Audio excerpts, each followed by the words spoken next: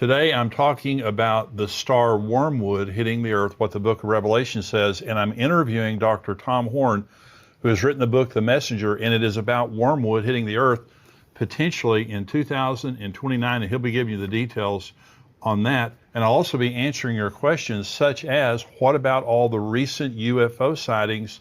What does that mean? I'm Jimmy Evans. Welcome to the Tipping Point Show.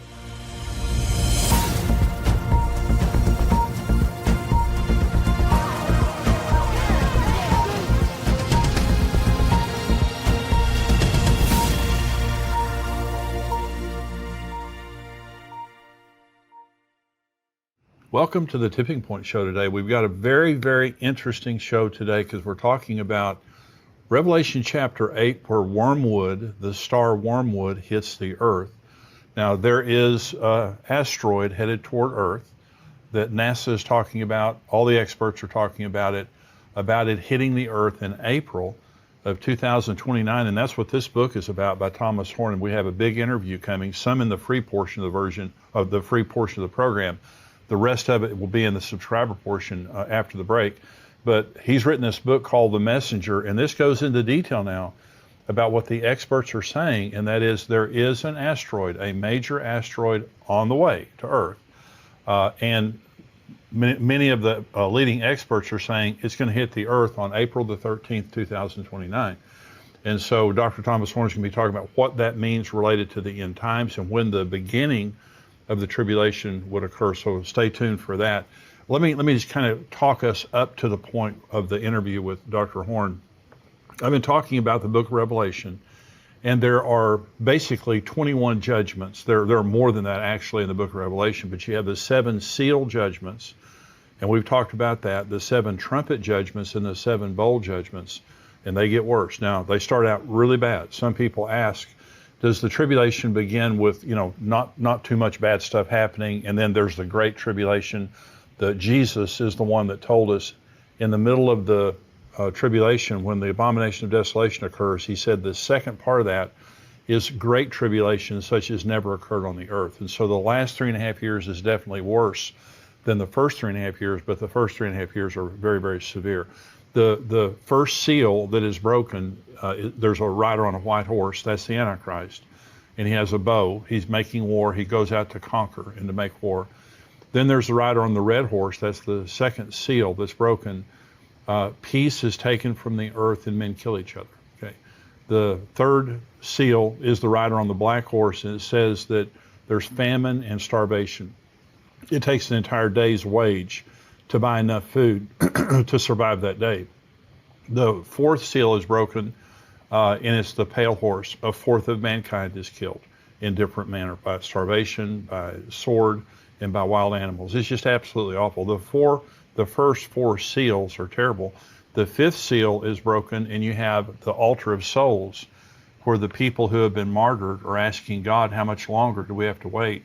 And the Lord says to him, there's more coming. There's more people who are going to be martyred. And so you need to wait a little bit longer. What that means is there's going to be mass martyrdom during the tribulation, the Antichrist killing people. Revelation 20 tells us about the people who have been beheaded because they would not worship the beast or take the mark of the beast. So this is mass martyrdom during the tribulation. When the 6th seal is broken, something very interesting happens. And this is kind of a preview of what we're talking about with wormwood. It says, and I looked when he opened the 6th seal, and behold, there was a great earthquake, and the sun became black as sackcloth of hair, and the moon became like blood, and the stars of heaven fell to the earth, as a fig tree drops its late figs when it is shaken by a mighty wind. Then the sky receded as a scroll when it is rolled up, and every mountain and island was moved out of its place. And the kings of the earth, the rich men, the mighty men, the commanders, every slave and every free man hid themselves in the caves and in the rocks of the mountains, and said to the mountains and rocks, fall on us and hide us from the face of him who sits on the throne and from the wrath of the Lamb. For the great day of his wrath has come, and who is able to stand? Well, I want to begin. This is talking about the sky growing black, and stars begin to drop like a fig tree drops its figs and all those things.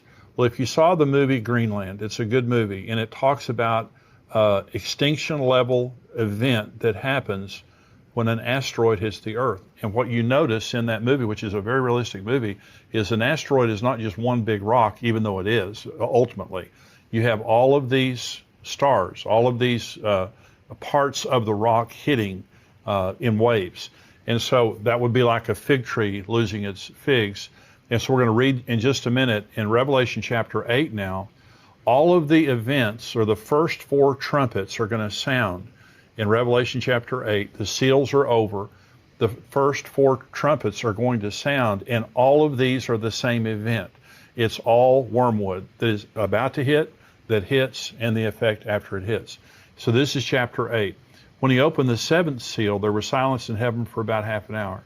And I saw the 7 angels who stand before God, and to them were given 7 trumpets. Then another angel, having a golden censer, came and stood at the altar. He was given much incense, that he should offer it with the prayers of all the saints upon the golden altar which was before the throne. And the smoke of the incense with the prayers of the saints ascended before God from the angel's hand. And then the angel took the censer, filled it with fire from the altar, and threw it to the earth. And there were noises, thunderings, lightnings, and an earthquake. So the 7 angels who had the 7 trumpets prepared themselves to sound. So they're about to sound their trumpets, and as each one of them sounds the first 4 trumpets now, this is all talking about the same event. This is the first trumpet. Verse 7, the first angel sounded, and hail and fire followed, mingled with blood, and they were thrown to the earth. And a third of the trees were burned up, and all the green grass was burned up.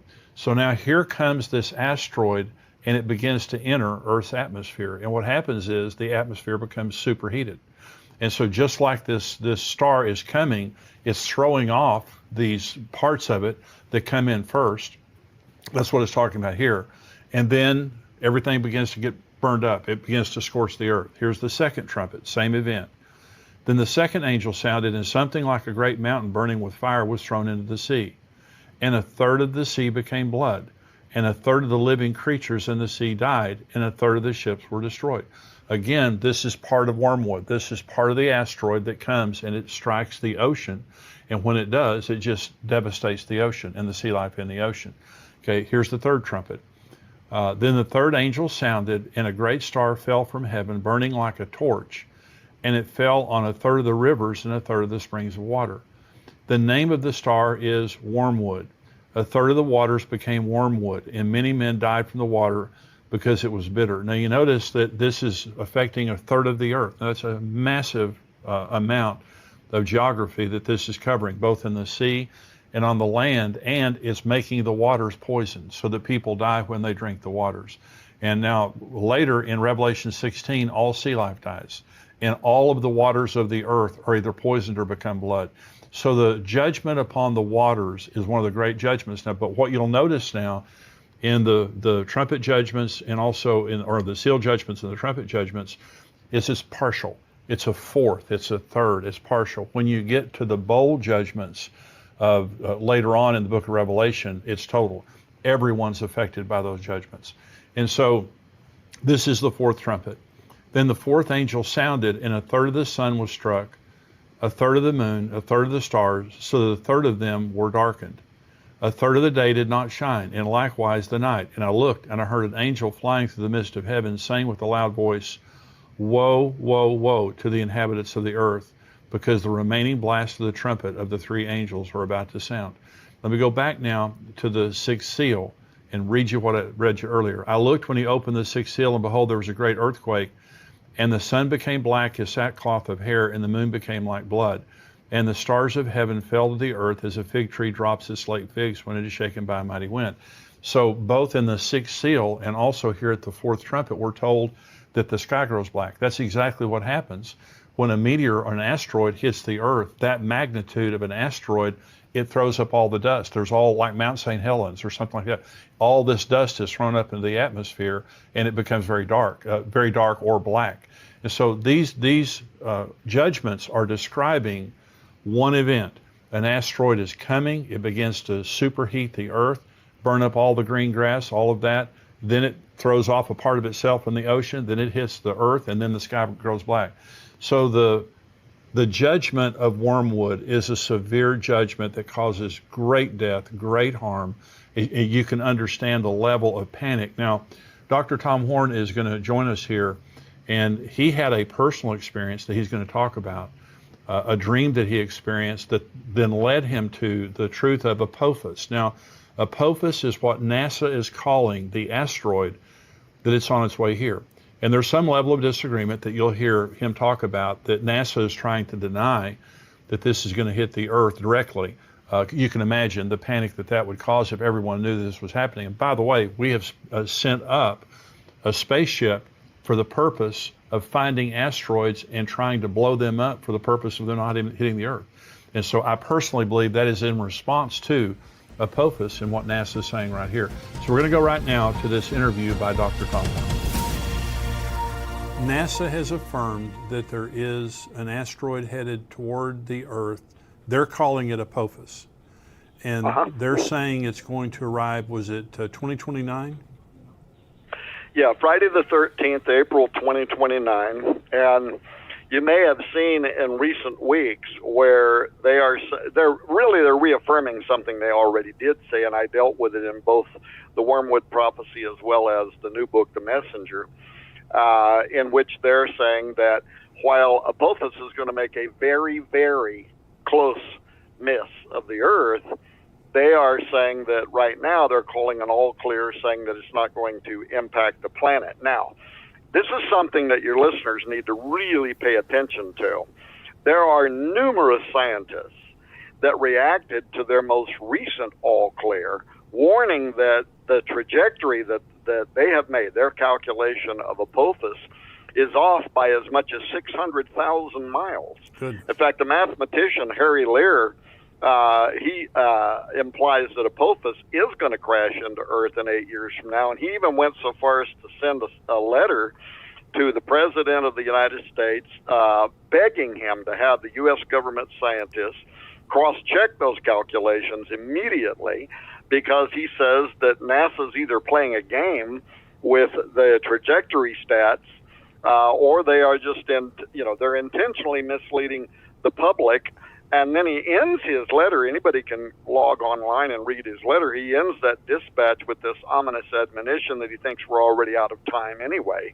But maybe if we got on it now, and I think behind the scenes they are on it now, I think it's part of the reason Space Force was formed, that they're trying to figure out how they might be able to mitigate this incoming event.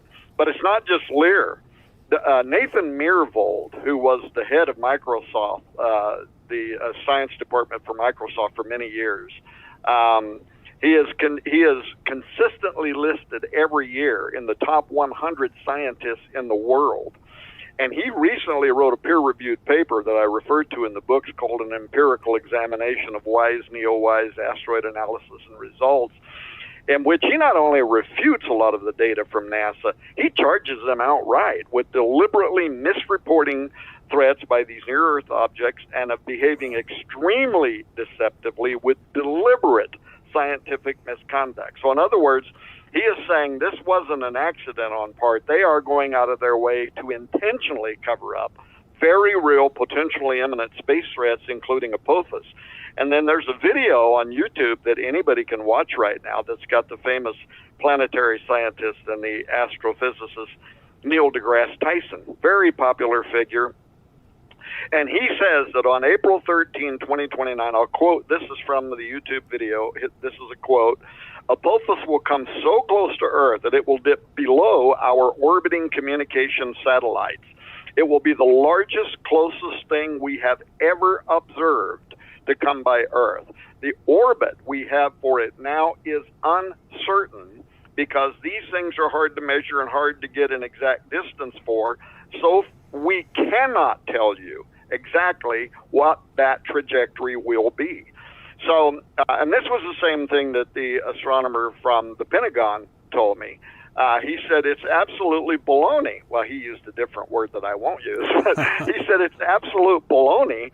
He said you can't say that a stone as big as Apophis, and it's a monster, is going to come literally below the satellites, knock out some of the satellites, below the satellites that are in orbit around this planet, and yet say with any certitude, but no worry, it's not going to strike the planet. He said that's absolute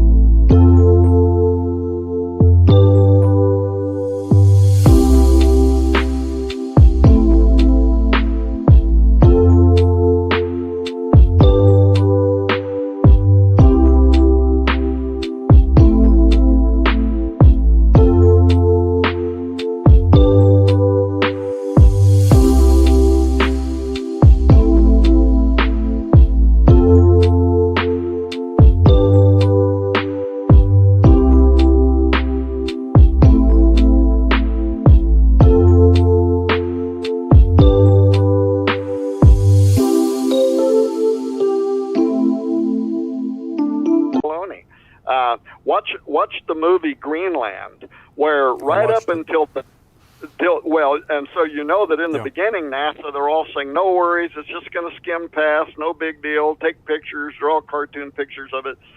And then all of a sudden, everybody starts heading for cover.